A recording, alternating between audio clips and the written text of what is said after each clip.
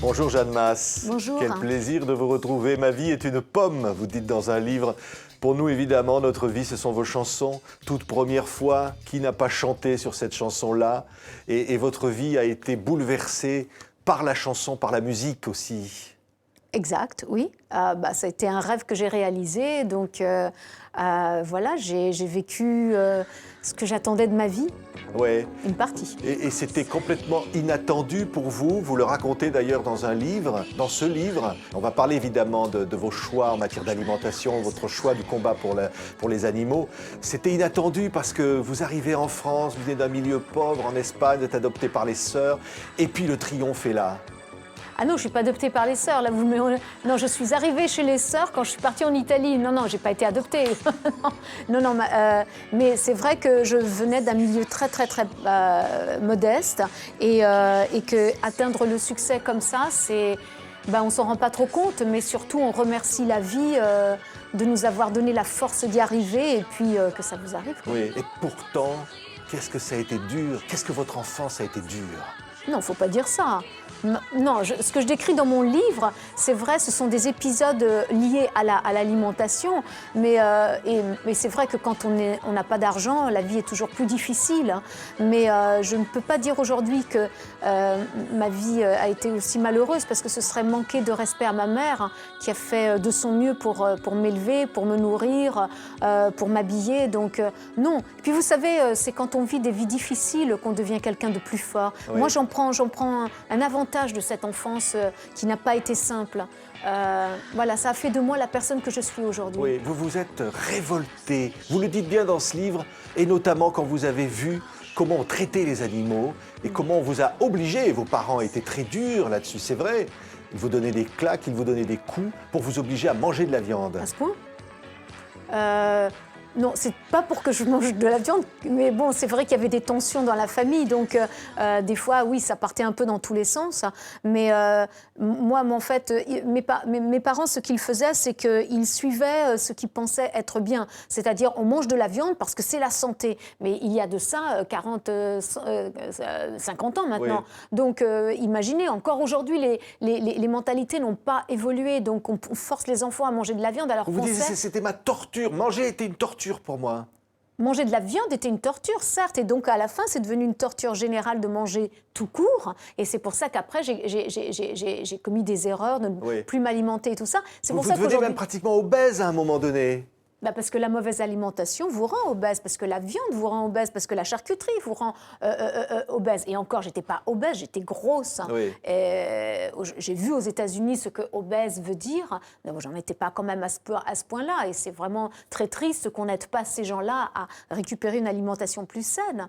Mais c'est le but de ce livre, c'est d'informer les gens. Vous dites, je me retrouve à vomir. C'est terrible, vous ne supportez plus cette nourriture-là. Ben non.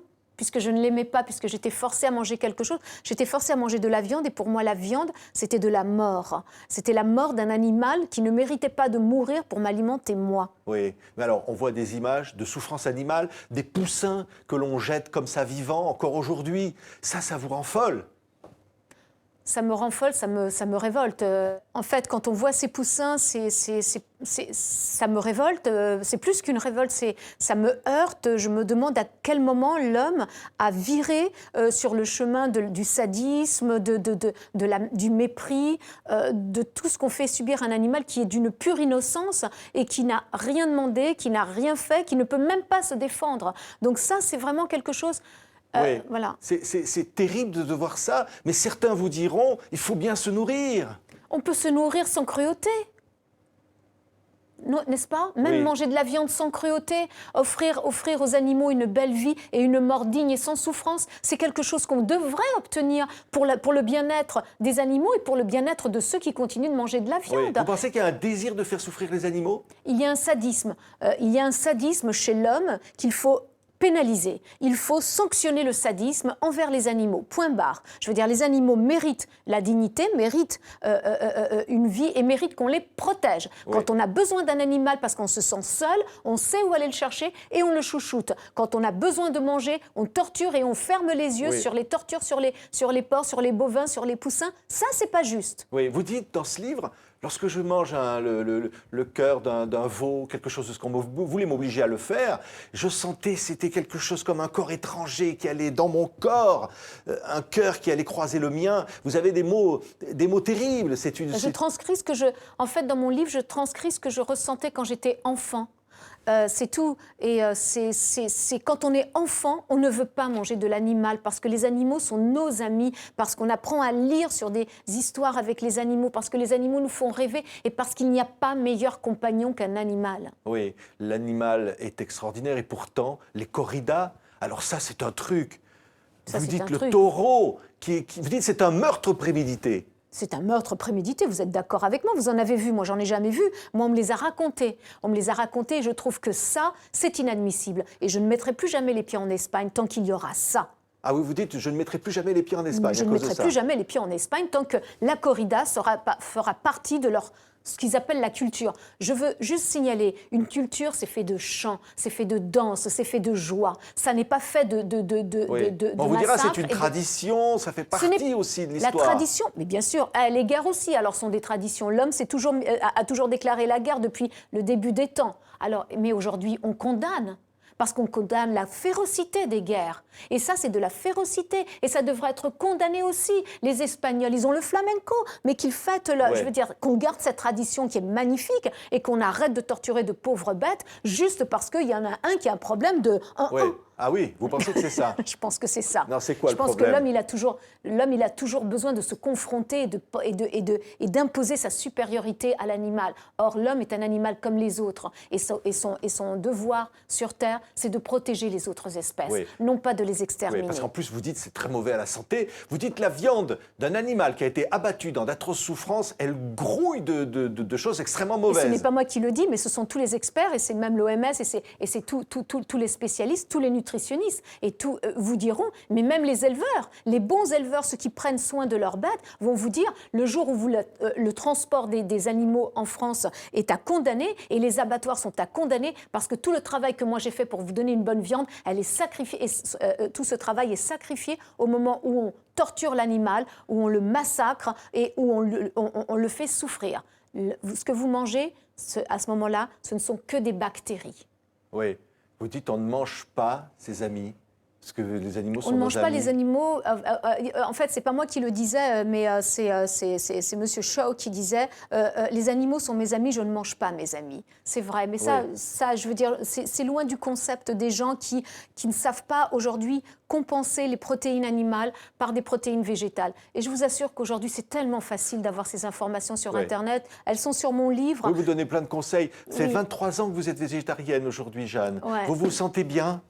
Bah écoutez, je pense que oui, je me sens même mieux parce que je suis totalement en accord avec la nature, parce qu'aujourd'hui, je ne contribue pas à la souffrance animale, parce que mon corps se sent bien, parce que j'ai retrouvé une énergie que je recherchais depuis longtemps, parce que je n'ai pas de carence, il faut le dire. Il faut aussi dire que moi, je me régale, ok, et que le végétarisme, c'est de la nourriture fine, c'est de la nourriture raffinée, qu'on devient quelqu'un de On reste jeune, vous dites, on reste jeune.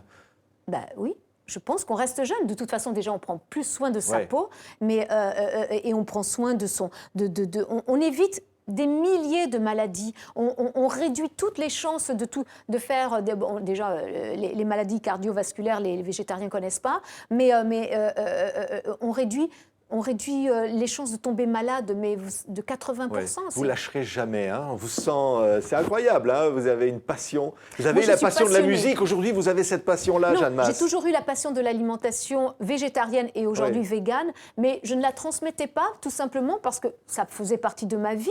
Mais quand j'ai vu à un moment tous ces animaux, la façon dont on les massacrait, qu'il y avait une vraie demande pour une alternative à la viande, je me suis dit peut-être que moi je pouvais aider. Maintenant, je ne suis pas là pour vous dire arrêtez de manger de la viande. Par contre, la seule chose que je demande, c'est que l'animal, on arrête de le sacrifier avec des tortures inacceptables et inhumaines. L'animal mérite, comme nous, comme les humains, une mort digne et sans souffrance. Mais vous racontez un épisode, vous êtes aux États-Unis, vous avez à côté de vous une famille avec un enfant obèse et une femme, des parents qui le font manger. Vous voulez appeler police secours.